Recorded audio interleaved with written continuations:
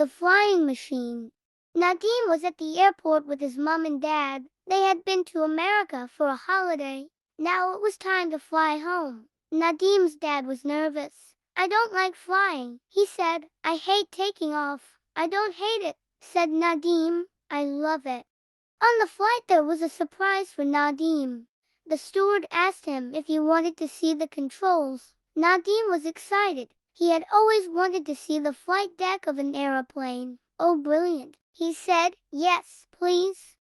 The steward took Nadim and his dad through the airplane. "These planes are huge," said Nadim. "They hold about 400 people," said the steward. "That's a lot of people in one plane," said Nadim. Nadim and his dad went on to the flight deck. They met the captain. "We are flying on autopilot," said the captain. "The plane is flying by itself." Nadim looked at all the controls. "I'd like to be a pilot," he said. "It takes a long time to learn," said the captain. "But what's to stop you? Don't let him take over the controls just yet," joked Nadim's dad. "I am a nervous passenger." "Oh, Dad," said Nadim.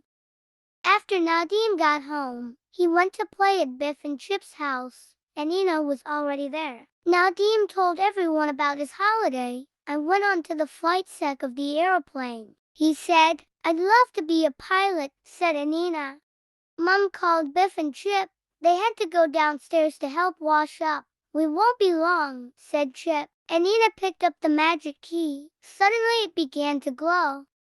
The magic took Nadim and Anina back in time.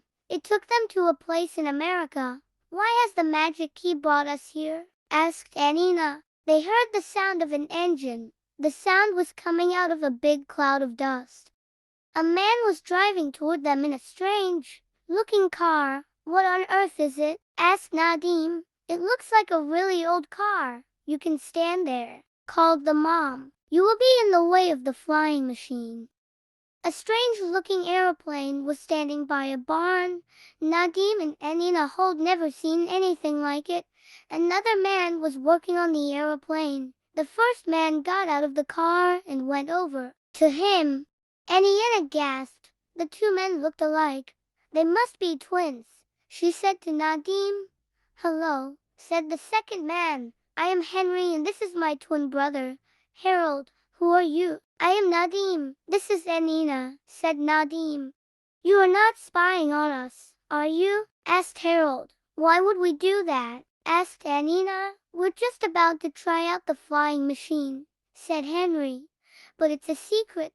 No one has ever made a flying machine before," said Harold. "We will be the first people to do it." "It's amazing," said Nathan. "We've not seen an airplane like this before." The twin laughed. "A hairy plane," said Harold. "That's a good name for it, a hairy plane." "But it will never fly," said Anina. "Of course it will," said Henry. Harold sat in the flying machine. "I am ready," he shouted. Henry started the engine. The propeller began to turn. It spun faster and faster. But the flying machine didn't move. "I told you so," said Anina. "Where's the propeller?" said Anina. "It will never work. It's too flat." She picked up two pieces of wood. "It needs to be like this," she said. "It acts like a screw to pull the plane through the air." "Well, we could try it," said Henry. The twins changed the shape of the propeller. "But it still won't fly," said Nadim. "You only have a flat wing. You have no way to make it lift up. How will it take off?" "Ha," said Harold. "We've made a ramp. The faster we go, the higher it will fly." Harold got into the airplane. Henry started the engine. "We'll see if you're right," he yelled. The propeller spun around and the airplane began to move faster and faster. "It's working," shouted Henry. It still won't fly," said Nadim. The plane zoomed up the ramp at full speed. It rose in the air like a heavy bird. "Yee-haw," called Henry. "It's flying." The plane flew straight up. It went backwards in a loop. Then it dived towards the ground. "Help!" yelled Harold. The plane hit the ground with a heavy bump.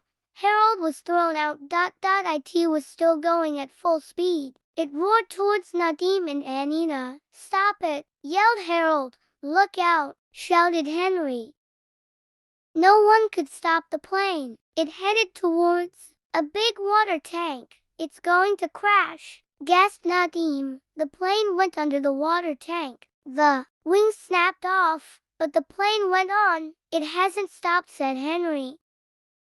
The plane didn't slow down. It roared on towards a farm. Harold and Henry jumped into their car and chased after it. "One thing's for sure," said Nadim to Anina. "Your propeller works well." Henry and Harold's mother and father lived on the farm. Their mother had just done the washing. She was hanging it out to dry. Their father was watering his prize melons and pumpkins. Henry and Harold followed. Nadim and Anina chased after them. "Ah, heck," said Harold. "Why won't it stop?" "Oh my," said Henry. "It's heading for the farm." "Oh dear," said Anina. "I don't like the look of this." The plane roared on. It ran through the washing. "It squashed the melons and pumpkins." "It hasn't stopped," shouted Harold. "Now what are we going to do?" "Let's hope it runs out of gas soon," said Henry. The plane headed towards the town. A woman was painting her house. She heard the sound of an engine. "Whatever is that?" she wondered. "It sounds like a roaring bull." The plane ran into the ladder and knocked it down. The woman fell to the ground. She still had the paintbrush in her hand. The plane went on. "What the heck was that?" gasped the woman. At last the plane stopped in the middle of the town. It had crashed into a statue. People ran to see what all the noise was about. Henry and Harold stopped the car. They both jumped out. "This doesn't look good," said Harold. Nadim and Anina ran to see where the plane had stopped. Nadim spoke to Harold and Henry. "You see," he said, "the propeller works. Now you need to make flaps and a rudder." Suddenly there was a noise. It sounded like an engine. It came from up in the sky. Everyone looked up. An airplane was flying over the town. "It's a flying machine," someone shouted. "Another hairy plane," joked Anina. The people waved and cheered. The pilot of the plane waved back at them. "I know who that is," called a man. "It's Wilbur Wright. He and his brother are the first men to fly." "Well, it'll be darned," said Henry. "So we aren't the first men to fly after all," said Henry. "The Wright brothers have beaten us to it." "Never mind," said Harold. "I have an idea for a boat that goes under the water." The magic key began to glow. It was time for Nadim and Anina to go. "Sorry we were such a long time," said Biff. "There was a lot of washing up to do." "Never mind," laughed Anina. "The time just flew by." "And it wasn't just the time that flew," joked Nadim. Thanks for watching.